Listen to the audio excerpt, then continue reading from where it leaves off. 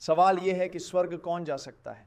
तो जवाब है वह जिसके हाथ साफ हैं। चलिए एक सर्वे करते हैं, यहां किसके हाथ कभी पाप के लिए इस्तेमाल नहीं हुए? कोई नहीं। चलिए आगे बढ़ते हैं। वह जिसका दिल शुद्ध है वे स्वर्ग जा सकते हैं। आप में से कोई?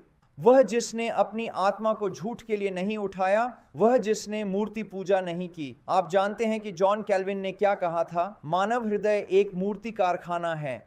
तो आप में से कोई स्वर्ग के लिए योग्य है? वह जिसने कभी धोखे से शपथ नहीं ली। आप में से कोई जिसने कभी झूठ नहीं बोला। अब यहां महत्वपूर्ण बात है, यह सिर्फ यह नहीं कहता कि स्वर्ग कौन जा सकता है, वह व्यक्ति जिसे माफ किया गया है। और यह वह बात है जिसे बहुत से लोग नहीं समझते। यह कहता है स्वर्ग कौन जा सकता है? वह व्यक्ति जो धर्मी है। यह सिर्फ तटस्थ नहीं है, यह सिर्फ ये नहीं है कि आपने कुछ बुरा नहीं किया है, बल्कि आपकी पूरी जिंदगी धर्म के कार्यों की रही है। तो स्वर्ग कौन जा सकता है? और ये वह है जो मैं आपको दिखाना चाहता हूं। यीशु ने आपके लिए मरने से अधिक किया, उन्होंने आपके लिए जिया। और अगर आप इसे सीख सकते हैं, अगर आप इसे अपने दिमाग में बिठा सकते हैं, तो ये वास्तव में आपकी मदद करेगा।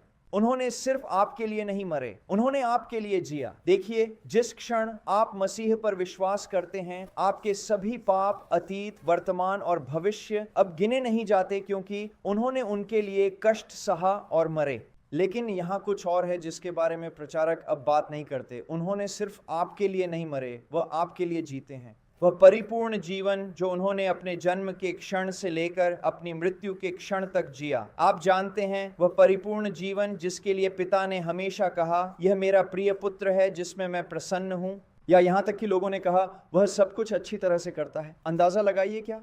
जिस क्षण आप मसीह पर विश्वास करते हैं, आप अपने सभी पापों से माफ कर दिए जाते हैं। अतीत, वर्तमान और भविष्य वे अब गिने नहीं जाते। लेकिन सिर्फ इतना ही नहीं, आप मसीह के धर्मी कार्यों में लिपटे हुए हैं। उनकी सारी धार्मिकता आपको प्रदान की जाती है। आप स्वर्ग नहीं जाते। आप अब भी परमेश्वर के सामने सिर्फ माफ किए गए और नग्न नहीं खड़े होते।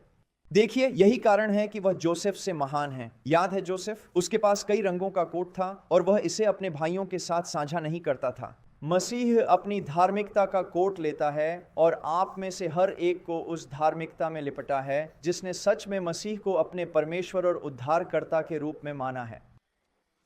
तो यहां एक और बात है जिसे आपको समझने की जरूरत है। परमेश्वर आपको स्थिति के रूप में कानूनी रूप से अधिक परिपूर्ण नहीं देखेंगे। स्वर्ग में जितना वह आपको अभी देखता है, अगर आप उसके पुत्र पर विश्वास कर रहे हैं, अब जब आप स्वर्ग में पहुंचेंगे तो आपके पास एक महिमामय शरीर होगा और आप अब पाप नहीं करेंगे। लेकिन अभी परमेश्वर के सामने आपकी कानूनी स्थिति, अगर आप सच में एक विश्वासी हैं, तो पूर्ण माफी और मसीह के धर्मी कार्यों में लिपटे हुए हैं, ताकि पिता हमेशा आपको देख सकें। अब मैं चाहता हूं कि आप इसके बारे में सोचें। अगर यह सच नहीं होता तो कोई आशा नहीं होती। क्यों? एक ईसाई के रूप में आपको बस एक बार पाप करना है और आप फिर से अनुग्रह से बाहर हो जाते हैं। लेकिन इस तरह नहीं, सच्चे मोचन के साथ नहीं। आप मसीह में सील किए गए हैं, आप माफ किए गए हैं और आप धर्मी हैं।